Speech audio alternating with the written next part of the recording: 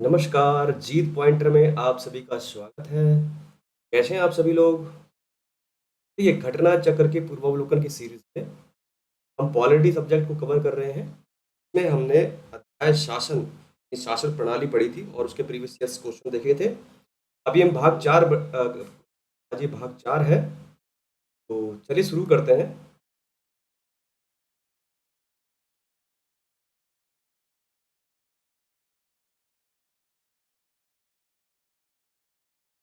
प्रश्न संख्या 51 देखेंगे। प्रश्न संख्या 51 नीचे 2 कथन दिए गए हैं जिनमें एक को कथन ए और दूसरे को कथन आर कहा जाता है। ठीक है? यानी कि कथन दिया है और कथन का कारण दिया है। कथन देख लेते हैं। भारतीय राजनीतिक व्यवस्था की प्रकृति में निरंतरता एवं परिवर्तन के तहत मूर्त रूप में पाए जाते हैं। यहाँ पे बोला जा रहा है कि जो भारतीय राजनीतिक व्यवस्था है, ठीक है, की प्रकृति में निरंतरता एवं परिवर्तन के तत्व जो है मूर्त रूप से पाए जाते हैं।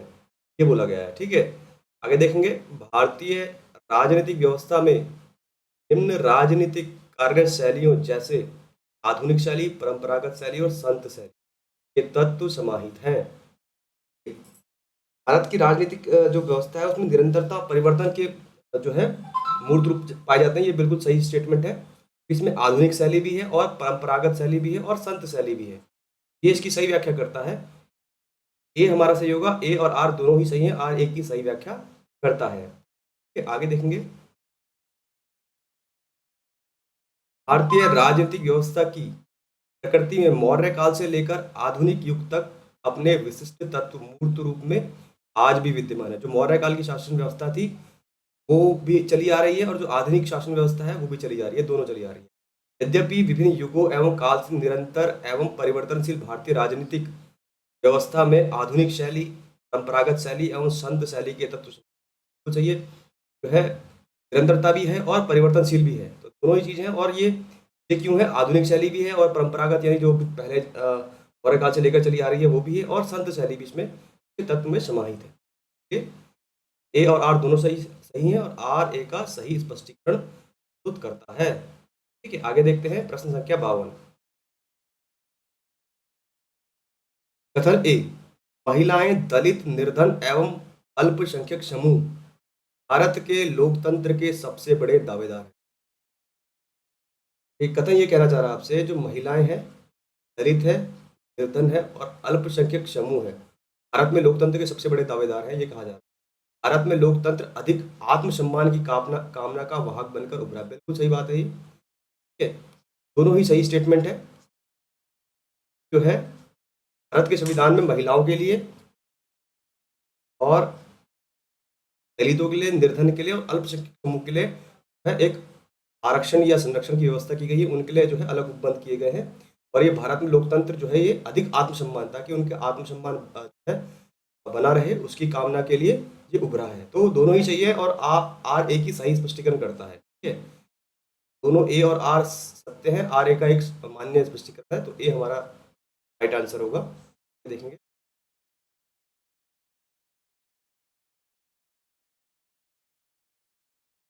महिलाएं, दलित, निर्धन, अल्पसंख्यक समूह भारत में लोकतंत्र के सबसे बड़े दावेदार हैं, क्योंकि लोकतंत्र उनके व्यक्तिगत अधिकारों को देखिए, व्यक्तिगत अधिकारों की रक्षा कर उनके आत्मसम्मान तथा गरिमा को बढ़ाता है। ये देखेंगे। प्रश्न संख्या 53 53, भारतीय संविधान के बृहद होने के कारण क्या है? तो बोल रहे हैं आपसे, भारत का संविधान है, इतना बड़ा है, वो क्यों है? क्या कारण है? देखिए यहाँ पे स्टार लगाया है तो आयोग की तरफ से।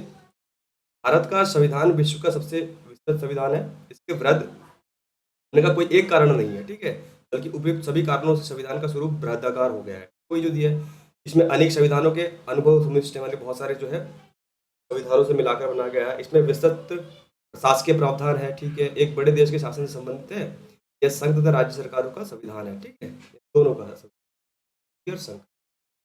आगे देखेंगे। प्रश्न संख्या 54, निम्नलिखित में से कौन सा कथन सत्य है? ये बोला जा रहा है आपसे, जो कथन दिए हैं इनमें से कौन सा सत्य है, देख लेते हैं।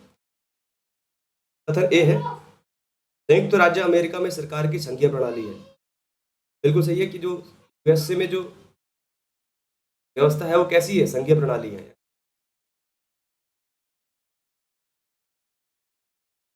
ये ही सही होगा हमारा। कि भारत में सरकार की संघीय और एकात्मक दोनों प्रकार की प्रणाली है। फेडरल भी सही है। देखिए एकात्मकता नहीं है, दोनों मिक्स करके बनाए गए हैं। फ्रांस में सरकार की संघीय प्रणाली है, ये गलत। पाकिस्तान में प्रधानमंत्री की नियुक्ति वहाँ की जनता के द्वारा होती है। ये कुछ क्वेश्चन में कुछ गड़बड़ लग रही है, देख लेते हैं एक बार। क्या कहना चाह रहे हैं? भारत के संविधान में संघीय प्रणाली, अमेरिका के संविधान में संघीय प्रणाली का स्पष्ट उल्लेख है। भारत के संविधान में भारत को राज्यों का संघ बताया गया। हाँ ठीक है, यानी संघीय और एकात्मक ना होकर भारत को क्या बोला गया? राज्यों का संघ। ठीक है, किंतु संविधान को कतिपय प्रावधान राज्यों की अपेक्षा केंद्र को ज्यादा शक्तिशाली बनाया गया। ठीक है, इससे कुछ विधान भारत के संविधान को संघात्मक और एकात्मक प्रणालियों का मिश्रण मानते हैं, किंतु भारतीय संविधान एकात्मक प्रणाली का लक्षण लिए हुए मूल रूप से संघीय संविधान है। ऐसा मानना ज्यादा उचित होगा कि संघीय है। प्रश्न संख्या 55, निम्नलिखित में से कौन सी एक भारतीय संघ और राज्य पद्धति की विशेषता नहीं है? ये बोला जा रहा है यहाँ पे ये बोला जा रहा है आपसे कि जो इनमें से कौन सी जो है भारतीय संघ और राज्य पद्धति की विशेषता नहीं है। देखते हैं। भारत में स्वतंत्र न्यायपालिका, ये तो है, तो ये हमारा आंसर नहीं होगा क्योंकि भारत में एक स्वतंत्र न्यायपालिका। केंद्र और राज्यों के बीच शक्तियों का स्पष्ट विभाजन, ये भी है, ये गलत होगा। संघबद्ध होने वाली इकाइयों को राज्यसभा में असमान प्रतिनिधित्व दिया गया है, बिल्कुल सही है। यही जो है एकात्मकता का बहुत बड़ा लक्षण है कि राज्यसभा में असमान प्रतिनिधित्व है राज्यों का। ये भी है, विशेषता है भारत के संघ की। ठीक है, राज्य पद्धति की। ये भी गलत होगा। यह संघबद्ध होने वाली इकाइयों के बीच एक सहमति का परिणाम है, ये गलत होगा। ये हमारे जो है व्यवस्था में नहीं है, तो डी हमारा आंसर सही है। आगे देखेंगे, इसका व्याख्या देख लेते हैं। भारतीय संघ राज्य पद्धति की विशेषताओं में लिखित संविधान का होना, संविधान की सर्वोच्चता है, शक्तियों का विभाजन है, स्वतंत्र न्यायपालिका है, द्विसदनीय विधायिका है, राज्यों का राज्यसभा में असमान प्रतिनिधित्व है, द्विस्तरीय सरकार आदि शामिल है। जबकि भारतीय संघ की स्थापना संघबद्ध होने वाली इकाइयों के बीच किसी सहमति या समझौते द्वारा नहीं हुई है। भारतीय संघ में से राज्यों को अलग होने का अधिकार नहीं है। ध्यान रखेंगे ये है कि बीच में संघबद्ध होने की जो है इकाइयों के बीच की सहमति नहीं है, समझौता नहीं हुआ है, और राज्यों के पास ये अधिकार नहीं है कि वो भारत अलग हो जाए। भारतीय संविधान के अनुच्छेद 1 में देखिए लिखित है कि इंडिया अर्थात भारत राज्यों का संघ होगा। ठीक है, में अनुच्छेद 1 में ये लिखा गया है भारत है वो राज्यों का संघ होगा, यानी राज्य भारत से अलग नहीं है। ठीक है, तो डी हमारा भारतीय संघ राज्य पद्धति की विशेषता नहीं है। देखेंगे प्रश्न संख्या 56, नीचे दो कथन दिए गए हैं जिनमें एक को कथन ए और दूसरे को कारण आर कहा जाता है। कथन ए देख लेते हैं पहले। भारतीय संघात्मक व्यवस्था को अर्ध संघात्मक कहा गया, बिल्कुल सही है। देखो भारतीय जो शासन व्यवस्था है वो संघीय भी है और एकात्मक भी है, तो अर्ध संघात्मक कहा गया है भारतीय जो है व्यवस्था को। ना तो पूर्णतः संघात्मक है ना ही एकात्मक है। ठीक है, तो ये अर्ध संघीय है। कथन ए सही है, राइट है कथन ए। आगे देखेंगे, भारत में एक स्वतंत्र न्यायपालिका है जिसे न्यायिक पुनरीक्षण का अधिकार है। ये भी कथन सही है आर की भारत में एक स्वतंत्र न्यायपालिका है जिसे न्यायिक पुनरीक्षण का अधिकार है, जो कि हमने अमेरिका से लिया है। लेकिन कथन आर ए का स्पष्टीकरण नहीं है। स्वतंत्र न्यायपालिका किसको दिखाती है? संघीय व्यवस्था को दिखाती है। लेकिन हमें बात की जाएगी अर्ध संघात्मक न्यायपालिका है, वो संघीय व्यवस्था की विशेषता है, संघीय शासन व्यवस्था की जो विशेषता है, और यहाँ पे बात की जा रही है अर्ध संघात्मक। कथन और कारण दोनों सही है, लेकिन आर जो है कारण जो है कथन की स्पष्टता व्याख्या नहीं करता है। देख लेंगे ए तथा आर दोनों सही है, आर एक का सही करता है, गलत है। ए और आर दोनों सही है, परंतु आर ए की सही व्याख्या नहीं करता है, तो आंसर देख लेते हैं। देखिए इसको समझेंगे व्याख्या को। भारत के संविधान का वर्णन विभिन्न प्रकार से किया गया है, इसे अर्ध परिसंघीय कहा गया है। क्या बोला गया? अर्ध परिसंघीय। अर्ध संघीय बोल रहे हैं या अर्ध परिसंघीय बोल रहे हैं? इसे परिसंघीय किंतु प्रबल एकात्मक अथवा केंद्र समर्थक भी कहा गया है। यानी इसे परिसंघीय बोल सकते हैं, केंद्र समर्थक भी बोल सकते हैं, यानी कि दोनों को मिला के अर्ध परिसंघीय माना जाएगा। संरचना में परिसंघीय किंतु भावना में एकात्मक है। ये जो संरचना है हालाँकि वो तो परिसंघीय है, लेकिन जो उसकी भावना है, जो मूल निकलता है, एकात्मक दिखाता है। सामान्य स्थिति में परिसंघीय, किंतु आपात स्थिति में क्या होती है वो? पूर्णतः एकात्मक हो जाती है। जब आपातकाल की स्थिति आती है, तो पूर्णतः एकात्मक हो जाती है, यानी पूरी शक्तियाँ किसके पास चली जाती है? केंद्र के पास चली जाती है, एकात्मक हो जाती है। इस गुण के कारण ही इसे अर्धसंघात्मक बोला, इसी गुण के कारण इसे अर्धसंघात्मक बोला गया। भारतीय संविधान में स्वतंत्र न्यायपालिका का जो प्रावधान है, वो सर्वोच्च न्यायालय को न्यायिक पुनरीक्षण की शक्ति प्राप्त है, ठीक है। ये जो सर्वोच्च न्यायालय का जो अ, न्यायिक पुनरीक्षण की जो शक्ति है, ये एकात्मक सॉरी संघीय संघीय परिकल्पना को दर्शाता है, ठीक है। संविधान के विभिन्न अनुच्छेदों या अनुच्छेदों, जैसे अनुच्छेद 13, 32, 131, 140, सारे अनुच्छेद जो है वो बंद प्रत्यक्ष या अप्रत्यक्ष रूप से न्यायपालिका के पुनरीक्षण प्रदान करते हैं। ये तो सारे दिए। आगे देखेंगे। प्रश्न संख्या 57, कारण दिया है भारतीय संविधान अर्धसंघात्मक है। कारण बिल्कुल सही है, सॉरी हाँ, कारण कथन है ये, गलत दिखा है यहाँ पे, कथन होना चाहिए। ये बिल्कुल सही है, अर्धसंघात्मक है, ठीक है। भारतीय संविधान ना तो संघात्मक है, ना ही एकात्मक। वही बात की जा रही है, ना ही संघात्मक है, ना ही एकात्मक है, मतलब कैसा है? अर्धसंघात्मक है। इसको स्पष्ट कर रहा है, बिल्कुल सही है। तो ए हमारा राइट आंसर होगा। ए तथा आर दोनों सही है, आर ए की सही व्याख्या है, ठीक है।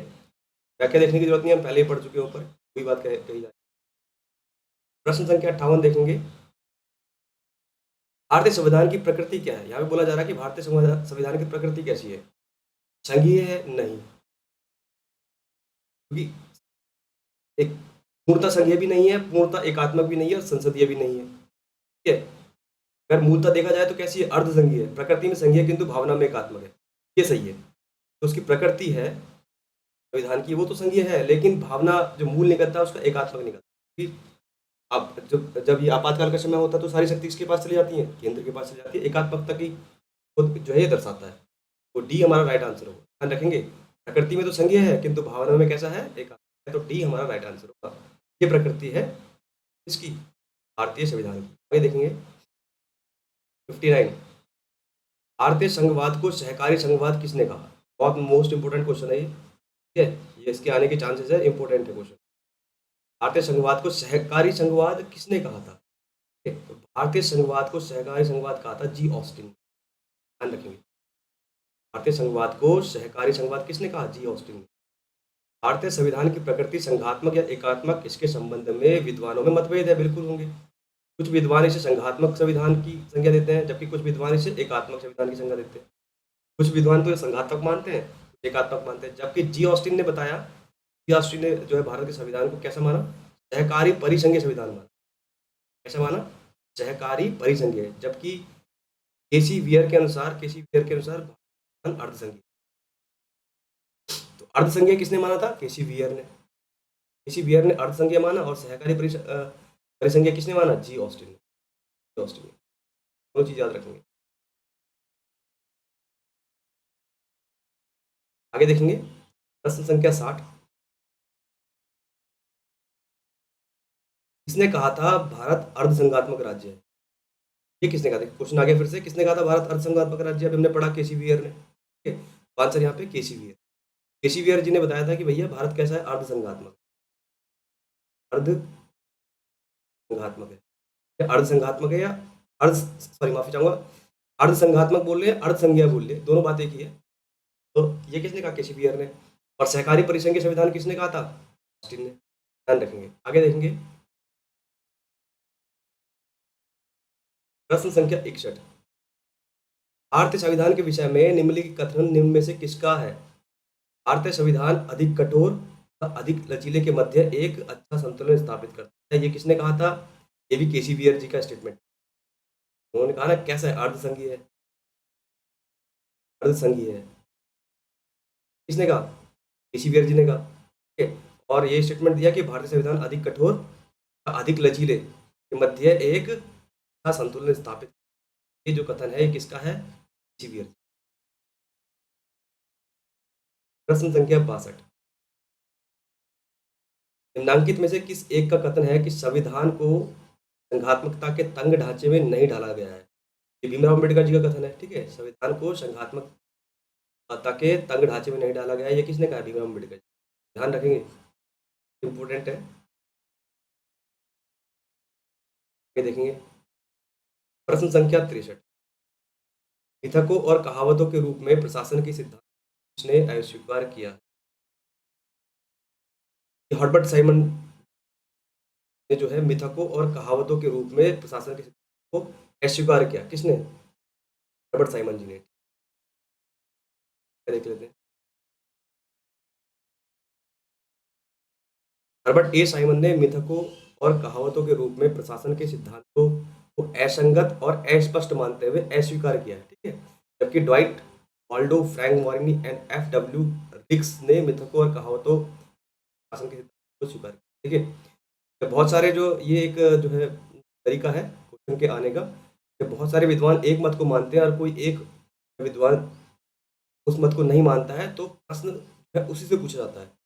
रॉबर्ट ए साइमन जी से ही प्रश्न पूछा जाएगा, क्योंकि उन्होंने मिथकों और कहावतों को जो है प्रशासन के सिद्धांत को अस्पष्ट बताया है। ये जो मिथक और कहावत है उनके आधार पर प्रशासन को जो है व्याख्या नहीं की जा सकती। ये किसने कहा? रॉबर्ट ए साइमन जी ने। ठीक है। प्रश्न संख्या 64। विधि और स्वाधीनता के बीच सबसे उपयुक्त संबंध को निम्नलिखित में से कौन प्रतिबिंबित करता है? ये कह रहे हैं जो विधि और स्वाधीनता के बीच जो सबसे उपयुक्त संबंध है, में से कौन सा उसको दर्शाता है? विधि और स्वाधीनता के ऑप्शन देख लेते हैं। यदि विधियां अधिक होती हैं तो स्वाधीनता कम होती है। ये गलत है। तो जब कानून अधिक होता है तो स्वाधीनता कम होगी, ऐसा नहीं होता, ये गलत है। यदि विधि नहीं है तो स्वाधीनता भी नहीं, ये बिल्कुल सही आंसर है। अगर कानून नहीं होंगे तो स्वाधीनता नहीं होगी, ये ध्यान रखेंगे, तो बी हमारा राइट आंसर होगा। यदि विधि नहीं है तो स्वाधीनता भी नहीं है। यह कथन विधि और स्वाधीनता के मध्य सबसे उपयुक्त संबंध को दर्शाता है। स्वाधीनता का तात्पर्य विधि की पूर्ण अनुपस्थिति कदापि नहीं है। ठीक है। स्वाधीनता उसका मतलब ये नहीं है कि जो कानून जो है पूर्णतः अनुपस्थित होना चाहिए, कानून होने चाहिए तभी स्वाधीनता आएगी। विधि शास्त्री जॉन लॉक के अनुसार स्वाधीनता के अस्तित्व के लिए विधि का अस्तित्व जरूरी है। कानून ही स्वतंत्रता की रक्षा करता है, ध्यान रखेंगे। कानून ही क्या करेगा? स्वतंत्रता की रक्षा करता है। जहाँ कोई कानून नहीं है वहाँ कोई स्वतंत्रता नहीं है, जंगल राज हो जाएगा फिर तो। ठीक है। कोई स्वतंत्र नहीं रहेगा। जो पावरफुल होगा वो ही जो है दूसरों को अपने नीचे अधीन बना लेगा, तो इसलिए कानून होना जरूरी है। आगे देखेंगे।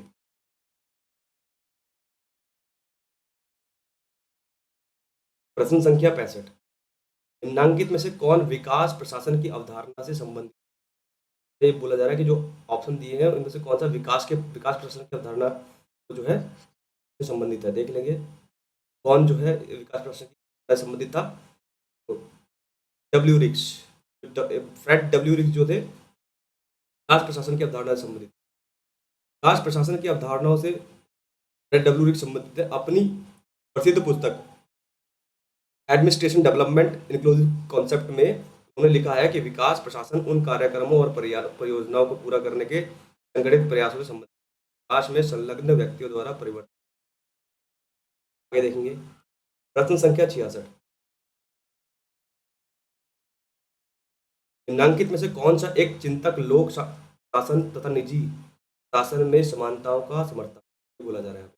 कौन है इसमें? हेनरी फेयोल होगा। हेनरी फेयोल जो तक है वो लोक प्रशासन और निजी प्रशासन में समानताओं का जो क्या था, समर्थक थे। कौन थे? फेयोल। प्रसिद्ध प्रशासनिक चिंतक विद्वान हेनरी फेयोल ने लोक प्रशासन और निजी शासन में समानता का समर्थन किया। उन्होंने बोला था कि लोक प्रशासन और निजी प्रशासन दोनों जो है एक समान होने चाहिए। इनके अनुसार अब हमारे सामने अनेक प्रकार के प्रशासन विज्ञान नहीं है, केवल एक ही प्रशासन है जो सार्वजनिक और निजी मामलों में समान रूप से उपयोग में। ये फेयोल जी का मानना था। आगे देखेंगे। प्रश्न संख्या 67। यदि हमारी सभ्यता विफल होती है यह मुख्यतः प्रशासन के ध्वस्त होने के कारण होगा। ये कथन किसका है? कथन बहुत याद रखेंगे, कथन पूछे जाते हैं। ये कथन किसका है कि अगर हमारी सभ्यता विफल हो गई तो प्रशासन के ध्वस्त होने के कारण ही होगी ये सभ्यता। ये कथन था डॉनहम द्वारा। टू बी डॉनहम जी का ये कथन है। आगे देखेंगे। प्रश्न संख्या 68। गणतंत्रीय अवधारणा से संबंधित निम्नांकित में से कौन एक नहीं? ये जो गणतंत्र की अवधारणा है इनमें से ऑप्शन में कौन सा नहीं है, कौन सा गणतंत्र को नहीं दर्शाता है?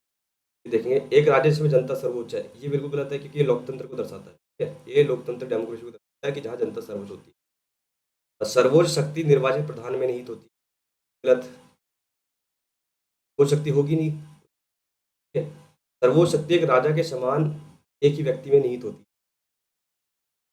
माफी चाहूँ, कौन सा नहीं दर्शाता है? हाँ ठीक है। ये, ये जनता में होती है शक्ति, ये भी सही है, ये भी सही है। हाँ नहीं है पूछा, ठीक है। फिर तो सर्वोच्च शक्ति एक राजा के समान एक व्यक्ति में कभी निहित नहीं होगी। ठीक है, ये गलत होगा। एक ऐसी सरकार जो जनता द्वारा निर्वाचित प्रतिनिधि, जहाँ पे जो है जनता के द्वारा निर्वाचित प्रतिनिधि, ये भी सही है।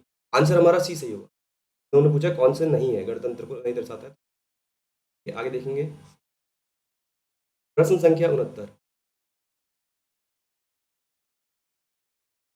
निम्नलिखित में से किनको विधि के शासन के प्रमुख लक्षणों के रूप में माना गया है? जैसे कौन सा लक्षण है जो विधि के शासन को दर्शाता है? तो होगा, देखिए, शक्तियों का परिसीमन, बिल्कुल सही है। ये कानून जो है शक्तियों का परिसीमन मतलब शक्तियों का बंटवारा है, जो परिसीमन है वो जो है कानून के हिसाब से बांटा गया है। ठीक है, तो ये सही है। और विधि के समक्ष समता, बिल्कुल सही, विधि के समक्ष समता। और सरकार के प्रति जन उत्तरदायित्व, ये गलत होगा, क्योंकि जनता का कोई उत्तरदायित्व नहीं होता सरकार के, ये विधि का शासन नहीं होता है, तो ये गलत है। जनता का उत्तरदायित्व नहीं होता, बल्कि सरकार का जनता के प्रति उत्तरदायित्व होती है। स्वतंत्रता और नागरिक अधिकार, ये भी सही है। 1, 2 और 4, बी सी हमारा राइट आंसर होगा, 1, 2 और 4।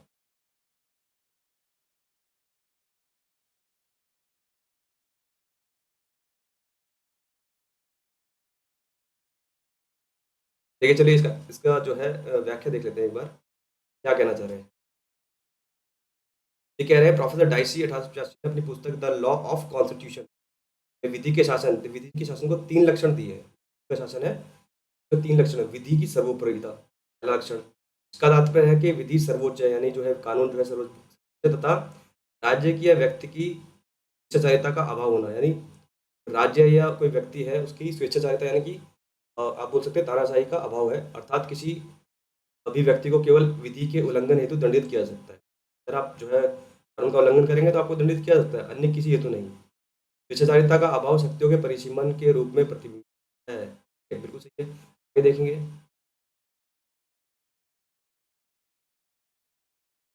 प्रश्न संख्या 2, विधि के समक्ष समता, अर्थात विधि के लिए सभी समान है, यानी कानून के आगे सब समान है, कोई विधि से ऊपर नहीं है। ठीक है, ध्यान रखें, ये बोला गया है। आगे देखेंगे। एक भावना की प्रबलता, इसका तात्पर्य है कि संविधान के सामान्य सिद्धांत व्यक्तियों के अधिकार स्वतंत्रताओं का निर्धारण करने वाले न्यायिक निश्चय इसमें चले। प्रश्न संख्या 70, निम्नलिखित कथनों पर विचार कीजिए। संवैधानिक सरकार वह है, यहाँ पे बोला जा रहा है संवैधानिक सरकार वह है, जो ऑप्शन में दिया है वो देखना है कौन सा इसमें से सही है। तो राज्य की सत्ता के हित में व्यक्ति की स्वतंत्रता पर प्रभावकारी प्रतिबंध, ये तो हो ही नहीं सकता संवैधानिक सरकार। फिर राज्य की सत्ता तो होनी चाहिए, हो ही नहीं सकती संवैधानिक सरकार में, और व्यक्ति की स्वतंत्रता का हनन नहीं, ये तो बिल्कुल गलत हो गया। तो व्यक्ति की स्वतंत्रता के हित में राज्य की, उल्टा होगा, राज्य की सत्ता पर प्रभावकारी संवैधानिक सरकार में क्या होता है, तो व्यक्ति की स्वतंत्रता पर राज्य यानी सरकार की सत्ता पर प्रभावकारी प्रतिबंध लगाती है, कि जो जनता है वो स्वतंत्र है। तो ये होगा हमारा 2 आंसर, राइट आंसर होगा।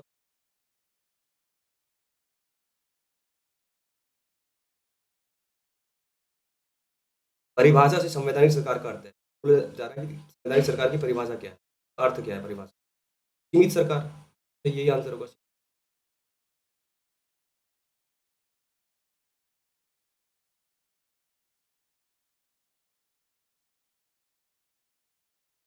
प्रश्न संख्या 72,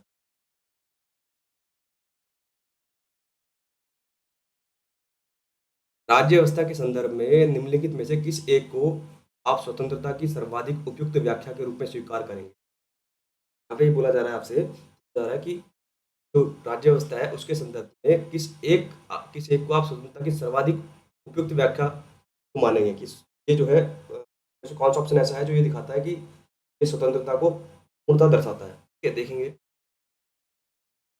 राजनीतिक शासकों की तानाशाही के विरुद्ध संरक्षण, ये नहीं होगा, पूर्णतः नहीं दर्शा रहा है कि तानाशाही का तो मतलब ही नहीं है। नियंत्रण का अभाव, ये भी नहीं है।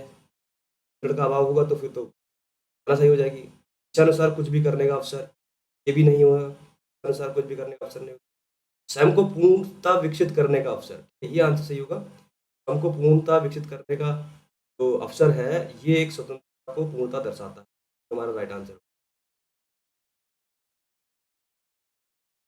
राज्य व्यवस्था के संदर्भ में स्वतंत्रता अर्थ है व्यक्ति पर बाहरी प्रतिबंधों के अभाव के साथ व्यक्ति की आत्म अभिव्यक्ति की योग्यता का विस्तार करना और उसके अंदर की भावनाओं को विकसित करना। राजनीतिक शासकों के की तानाशाही के विरुद्ध संरक्षण, नियंत्रण का अभाव एवं इच्छानुसार कुछ भी करने का अवसर स्वतंत्रता के पहलू है, परंतु ये पूर्णता से एवं उपयुक्त अर्थ स्वतंत्रता की व्याख्या नहीं करते हैं। वस्तुतः किसी व्यक्ति की स्वतंत्रता की सीमा पर उस समय प्रतिबंध लगाना अनिवार्य हो जाता है जब वे दूसरों की स्वतंत्रता, यहाँ ध्यान रखेंगे, दूसरों की स्वतंत्रता को बाधित करने लगे। जैसे अगर आपको पूर्णता अधिकार हो गया है, ठीक है, कुछ भी करने का, तो इससे क्या होगा, और ऐसा काम किया जा रहा है जिससे दूसरों की स्वतंत्रता बाधित हो रही है, तो उसको जो है वहाँ पे रोका जाएगा। ये पूर्णता स्वतंत्र नहीं है, स्वतंत्रता का व्याख्या नहीं करता है। स्वतंत्रता का मतलब ये होता है कि अपने अपने आप का विकास करना, ठीक है। नियंत्रण का अभाव एवं इच्छानुसार कुछ करने के अवसर के अंतर्गत कार्य दूसरों पर असर डालते हैं या से बाकी लोग प्रभावित होते हैं, तो उनकी स्वतंत्रता पर प्रतिबंध लगाया जा सकता है, ध्यान रखें। वहीं स्वयं को पूर्णतः विकसित करना, अपने आप को विकसित करना अवसर स्वतंत्र है, स्थिति है जिसमें लोग अपनी रचनात्मक क्षमताओं का विकास करते हैं। इस अर्थ में स्वतंत्रता व्यक्ति की रचनाशीलता, संवेदनशीलता और क्षमताओं के भरपूर विकास को बढ़ावा देता है, ठीक है। यह विकास खेल, विज्ञान, कला, संगीत, अन्वेषण जैसी किसी क्षेत्र में हो सकता है, ठीक है। अपना विकास करना और ऐसे विकास करना अपना कि दूसरों की स्वतंत्रता का हनन ना हो। आगे देखेंगे 73। समाज में समानता के होने का एक निहितार्थ यह है कि उसमें विशेषाधिकार का अभाव है। बिल्कुल, समानता का मतलब क्या होता है कि सभी समान है, कोई भी जो है वीआईपी नहीं है, ठीक है, ये उसको विशेष अधिकार प्राप्त नहीं है, इसी को समानता बोला जाता है। ये हमारा राइट आंसर। समानता का एक सामान्य अर्थ यह है कि रंग, नस्ल, धर्म, जाति, लिंग आदि के आधार पर किसी व्यक्ति के साथ भेदभाव नहीं होना चाहिए, व्यक्ति को विशेष अधिकार नहीं दिया जा सकता। समाज में समानता के होने का एक निहितार्थ यह है कि उसमें विशेष अधिकार का अभाव है, कोई विशेष नहीं है, ठीक है। विशेष अधिकार नहीं मिले हैं अपने रंग के से या नस्ल या धर्म या जाति, लिंग के हिसाब से, ठीक है। आगे देखेंगे प्रश्न संख्या 74। भारत एवं अमेरिका की राजनीतिक व्यवस्थाओं के बीच निम्नलिखित कौन सी विशेषताएं समान है। यहाँ पे बोला जा रहा है भारत और अमेरिका की जो राजनीतिक व्यवस्थाएं हैं, कौन कौन से जो है स्टेटमेंट समान है, देख लेते हैं। पहला ये कह रहे हैं अवशिष्ट शक्तियां केंद्र के पास है, ये गलत होगा। हमारे यहाँ अवशिष्ट शक्तियां केंद्र के पास है, लेकिन वहाँ पे ऐसा नहीं है, ठीक है। अवशिष्ट शक्तियां राज्यों के पास है, ये तो है ही नहीं, हमारे यहाँ नहीं है ये राज्य के पास। वहाँ जो है पूरी नागरिकता है, वहाँ राज्य की का अलग जो है शक्तियां है और केंद्र का अलग शासन है, लेकिन हमारे यहाँ जो है ऑफिस शक्तियां किसके पास जाती है, केंद्र के पास जाती है। दोनों ही गलत हो गए। ये वाला तो अमेरिका में है, ये हमारे यहाँ है, हमारे संविधान में, हमारी राज्य व्यवस्था। राष्ट्रपति के पास पॉकेट वीटो की शक्ति है, बिल्कुल सही, ये वाला ऑप्शन सही होगा, क्योंकि पॉकेट वीटो की शक्ति वाला जो प्रावधान है, राष्ट्रपति के पास पॉकेट वीटो की शक्ति, ये अमेरिका में भी है और हमारे यहाँ भी है, ये हमारा सही होगा। राइट आंसर होगा 3। कुछ सदन में कुछ मनोनीत सदस्य होते हैं, कि मनोनीत सदस्य हमारे यहाँ होते हैं, वहाँ नहीं होते हैं, तो ये गलत होगा। तो हमारा आंसर केवल 3 होगा।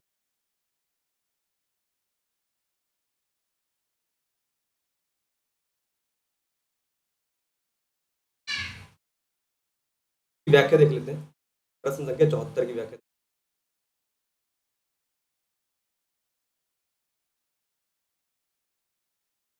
यहाँ पे कह रहे हैं किसी विधेयक पर कोई भी कार्यवाही सकारात्मक नकारात्मक न करने की राष्ट्रपति शक्ति पॉकेट वीटो के रूप में जानी जाती है। बिल्कुल देखो, एक शक्ति होती है राष्ट्रपति के पास कि कोई मान लो विधेयक आया उनके पास, तो वो उसमें सकारात्मक जो है निर्णय ले या नकारात्मक निर्णय ले, इसी को पॉकेट वीटो बोला जाता है। तो ये अमेरिका में भी है और हमारे पास भारतीय जो है राज्य व्यवस्था में है। तो भारतीय राष्ट्रपति तथा अमेरिकी राष्ट्रपति दोनों ही पॉकेट वीटो की शक्ति रखते हैं, दोनों रखते हैं। यदि भी अमेरिका राष्ट्रपति की है कि भारतीय राष्ट्रपति की शक्ति की एक छोटी है, अमेरिका की जो राष्ट्रपति है उनके पास ही शक्ति कम है, क्योंकि से विधेयक पर कोई कार्रवाई न किए जाने की स्थिति में 10 दिन में विधेयक को वापस करना, जबकि भारतीय संविधान में राष्ट्रपति हेतु ऐसी किसी समय अवधि का उल्लेख नहीं है। मतलब अगर कोई विधेयक राष्ट्रपति जी के पास आया, भारत की बात की जाए, अगर कोई विधेयक राष्ट्रपति जी के पास आया तो वो अपने पास रख सकते हैं। उसकी कोई समय अवधि नहीं है कि उन्हें 10 दिन के अंदर वापस देना है या जवाब देना है, निर्णय लेना है। लेकिन अमेरिका के जो राष्ट्रपति है उनकी जो है ये पॉकेट वीटो की शक्ति जो है सीमित है, यानी कि उनको 10 दिन के अंदर विधेयक को वापस करना है। लेकिन भारत में ऐसा नहीं है। भारत तथा अमेरिका की राजनीतिक व्यवस्थाओं के बीच पॉकेट वीटो की विशेषता ही समान है। भारत में अवशिष्ट शक्तियाँ केंद्र के पास है। देखिए, भारत में जो अवशिष्ट शक्तियाँ हैं के पास है, केंद्र के पास। हाँ, अमेरिका में राज्यों के पास है। राज्यों के पास है, हाँ, अमेरिका में। तो आपको बताया, वहाँ दोहरी नागरिकता चलती है। राज्यों का अलग सरकार है और केंद्र की अलग सरकार। अमेरिका के उच्च सदन में सभी सदस्य प्रत्यक्षतः निर्वाचित होते हैं। अमेरिका का जो उच्च सदन है यानी राज्यसभा है, में जो है प्रत्यक्षतः निर्वाचित होते हैं। लेकिन हमारे यहाँ भारत में उच्च सदन में राज्यसभा के द्वारा 12 सदस्य मनोनीत होते हैं। ठीक है, ये देखेंगे प्रश्न संख्या 75। दूसरे प्रशासनिक आयोग कौन से प्रतिवेदन ने भारत में सुशासन की बाधाओं की पहचान? दूसरा प्रशासनिक आयोग आया था के प्रतिवेदन में भारत में सुशासन की जो बाधाएं हैं, तो क्या क्या बाधाएं बताई उन्होंने। तो दूसरा प्रशासनिक आयोग आया, उसने रिपोर्ट दी, में उन्होंने जो सुशासन के मार्ग में आने वाली बाधाओं को बताया। तो ऑप्शन दिए गए कौन सा? शासन में नैतिकता, ये गलत होगा। शासन में नैतिकता है। नागरिक केंद्रित प्रशासन यानी शासन का केंद्र बिंदु, ये बताया कि नागरिक केंद्रित प्रशासन जो है, ये नागरिक केंद्रित प्रशासन जो है शासन के बीच सुशासन के बीच में बाधा बनता है, ये बताया उन्होंने। ठीक है, तो ये देख लेंगे व्याख्या इसकी। द्वितीय प्रशासनिक सुधार आयोग के प्रतिवेदन संख्या 12 में नागरिक केंद्रित प्रशासन यानी शासन का केंद्र बिंदु, सिटीजन सेंट्रिक एडमिनिस्ट्रेशन में भारत में सुशासन की बाधाओं की पहचान की गई है। सुशासन के लिए आवश्यक फुर्सत देखेंगे। प्रश्न संख्या 76। भारतीय संघवाद में विविधताओं में एकता को प्रोन्नत करते हेतु निम्नलिखित में से किन संस्थानों को आवश्यक माना?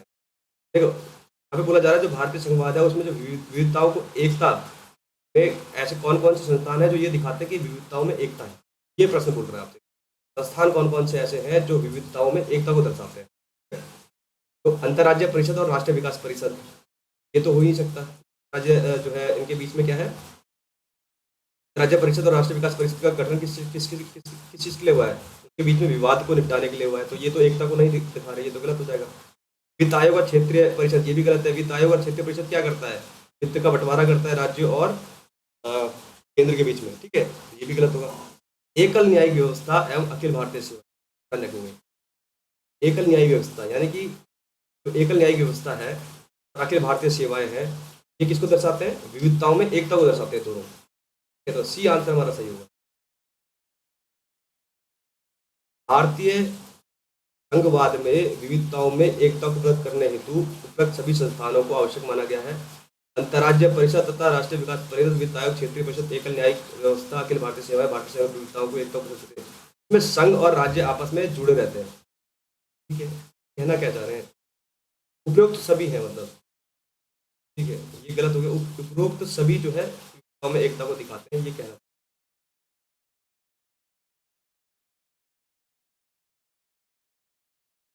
हाँ,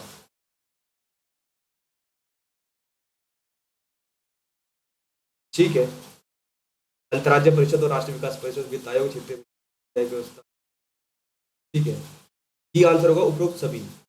आंसर होगा डी, उपरोक्त सभी, यानी ये सारे जो संस्थान है ये विविधताओं को एकता को दिखाते हैं। आगे पढ़ लेते हैं। भारतीय संविधान के अनुच्छेद 263 में अंतर्राज्य परिषद का उल्लेख है। 263 में देखो, अंतर्राज्य परिषद के बारे में बोला गया है। 263 में अंतर्राज्य परिषद है, राज्यों के आपस में अथवा संघ में से विवाद की स्थिति में राष्ट्रपति द्वारा अंतर्राज्य परिषद का गठन किया गया। अच्छा, उनके बीच में अगर विवाद होता है राज्य केंद्र के बीच में, तो जो है एक परिषद बनाया गया है उनके विवाद के निपटारे के लिए। तो अनुच्छेद 263 में ये भी जो है विविधताओं की एकता को दर्शाता है, ये बताया गया है। योजनाओं के निर्माण में राज्यों की भागीदारी के लिए राष्ट्रीय विकास परिषद की स्थापना की गई है। ठीक है, अध्यक्ष प्रधानमंत्री और सदस्य राज्यों के मुख्यमंत्री होते हैं। संघ और राज्यों के बीच करों के शुद्ध आभागों संचित निधि में राज्यों के राजस्व में अनुदान को शासित आदि के लिए अच्छा, ये कह रहे हैं जो वित्त आयोग बनाया है 280 में, वो क्या करता है, राज्यों के बीच में और केंद्र के बीच में जो है करों का और जो भी वित्त है उसका बंटवारे के लिए बनाया गया है। यानी ये आयोग राष्ट्रपति द्वारा वित्त आयोग की स्थापना की। और वित्त आयोग की स्थापना किसने करी, कौन करता है, राष्ट्रपति। केंद्र और राज्यों के बीच राज्यों के आपसी मतभेदों को स्वतंत्र निष्पक्ष विचार विमर्श के माध्यम से सुलझाने के लिए क्षेत्रीय परिषद बनाई गई है। ठीक है। भारत में एकल न्यायिक व्यवस्था है। ठीक है, जिसमें उच्चतम न्यायालय सर्वोपरि। एकल न्याय व्यवस्था है, इसमें उच्चतम न्यायालय है। ठीक है, और के द्वारा दिया गया निर्णय सर्वमान्य है। अनुच्छेद 312 में क्या है, अखिल भारतीय सेवाओं का उल्लेख किया गया है, जो संघ और राज्य दोनों के लिए है, ये बताया गया। तो जितने भी संस्थान है ये सिर्फ क्या दिखाते हैं, विविधताओं में एकता दिखाते हैं, ये बोला गया। देखेंगे प्रश्न संख्या 77, निम्नलिखित में से किस दशक में भारत की संस्थात्मक व्यवस्था केंद्रीयता से संघवाद की ओर खिसकी। देखिए यहाँ पे ये पूछा जा रहा है कि जो भारत की संस्थात्मक व्यवस्था है कौन से साल में केंद्रीयता से संघवाद की ओर खिसकी। 1980 के दशक की बात की जा रही है। 1980 के दशक में संस्थात्मक व्यवस्था केंद्र की ओर खिसकी, 1980 के दशक में। क्यों, देख लेंगे। यद्यपि 1960 और 70 के दशक से ही देश में विभिन्न राज्यों में विपक्ष का वार होने लगा था, यानी राज्यों में अलग पार्टियां बनने लगी थी 60 और 70 के। और कुछ राज्य कांग्रेस के हाथ से निकल गए थे। पहले तो कांग्रेस चलाती थी पूरे देश में, लेकिन धीरे धीरे करके राज्य में अपनी जो है क्षेत्रीय पार्टी खड़ी होने लगी, है ना। ठीक है, आगे देखेंगे। परंतु वास्तव में भारत में संसदात्मक व्यवस्था केंद्रीयता से संघवाद की ओर 1980 के दशक में इसकी, जबकि बहुत से राज्यों में कांग्रेस पार्टी का बहुमत नहीं रहा। 1980 के दशक में जो है बहुत से जो राज्य थे उसमें कांग्रेस पार्टी का जो बहुमत नहीं रहा और अन्य पार्टी जो क्षेत्रीय पार्टी थी वो उभरी, जो है केंद्र से संघवाद की ओर जो है व्यवस्था खिसकने लगी 1980 के दशक में। ये कहना चाह रहे हो। तो आज के लिए यहीं रखते हैं, ये समाप्त हो गया है। आशा करता हूँ जो व्याख्या की होगी हमने वो समझ में आया होगा। धन्यवाद।